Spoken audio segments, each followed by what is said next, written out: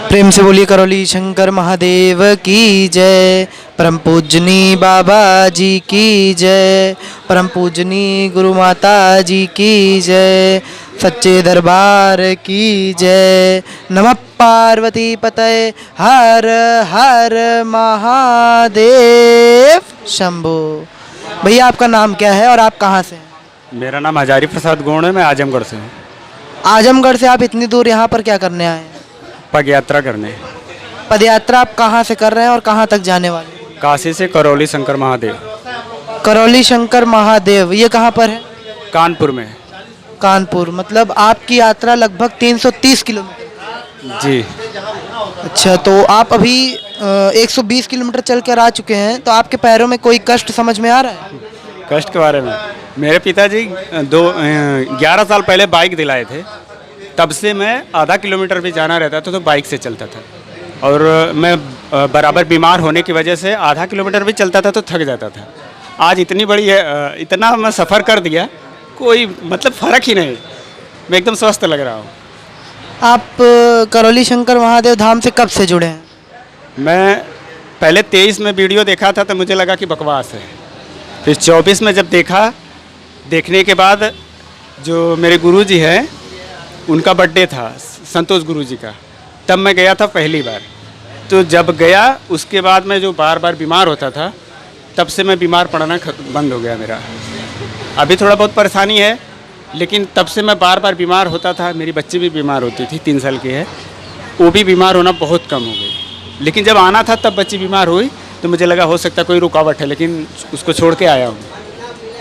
तो ऐसी क्या बीमारी थी आपको? मतलब मेरे जैसे 15-20 दिन बाद ना मेरे शरीर से लगता था कि जान ख़त्म हो गया। और मैं ऐसा नहीं, सुबह से एकदम स्वस्थ रहता था, काम पे जाता था, दोपहर से एक बैग लगता था कि जैसे जान ख़त्म हो गया। जैसे कोई बीमार होता है तो सुबह से धीरे धीरे होता है। मेरा सुबह को गया, नहा खा के काम पे, फिर एक बैग ऐसे लगता था कि जान ख़त्म हो गया। यही बार बार मेन प्रॉब्लम है कि जान ख़त्म हो जाता था। एनर्जी लॉस होती थी, इसका मतलब है आपका। और आप अभी 120 किलोमीटर चल के आ रहे हो, आप पूरे एनर्जेटिक अभी भी लग रहे हैं। जी। मैं एमडी पहले छोटे मोटे डॉक्टर से करवा रहा था इलाज, फिर एमडी से भी करवाया। उनका रिपोर्ट सारा नॉर्मल रहता था। तो जब एमडी डॉक्टर सिर्फ रिपोर्ट के हिसाब से ही दवा देते हैं, वो लोग ऐसे ही फॉर्मेलिटी नहीं करेंगे चलो अच्छा, वो सब मैं कर लिया, नॉर्मल रिपोर्ट रहती थी। उसके बाद मेरे शरीर में फिर भी कमजोरी होती थी। तो मुझे शक हुआ कि ऐसा हो क्यों रहा है, क्योंकि जब एमडी डॉक्टर छोटे मोटे डॉक्टर नहीं होते, अच्छे डॉक्टर होते हैं, जब उनकी रिपोर्ट में नॉर्मल है, फिर भी मेरे अंदर इतनी कमजोरी या फिर इतना बीमारी क्यों है, अब मैं कहाँ जाऊँ? क्योंकि जब डॉक्टर लोग तो रिपोर्ट के हिसाब से दवा देंगे।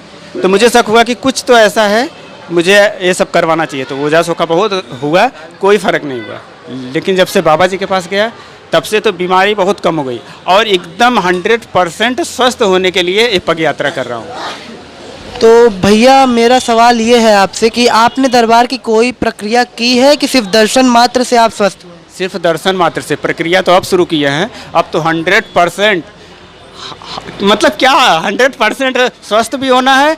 और जैसे मैं पहले कोई भी काम करता था, किसी में सक्सेस नहीं था, लेकिन यकीन है मुझे कि आज के बाद जब पहुंच जाऊंगा उसके बाद से 100% मैं सक्सेस भी हो जाऊंगा और स्वस्थ भी हो जाऊंगा। तो सिर्फ दर्शन मात्र से आपके कई कष्ट कटे हैं? जी।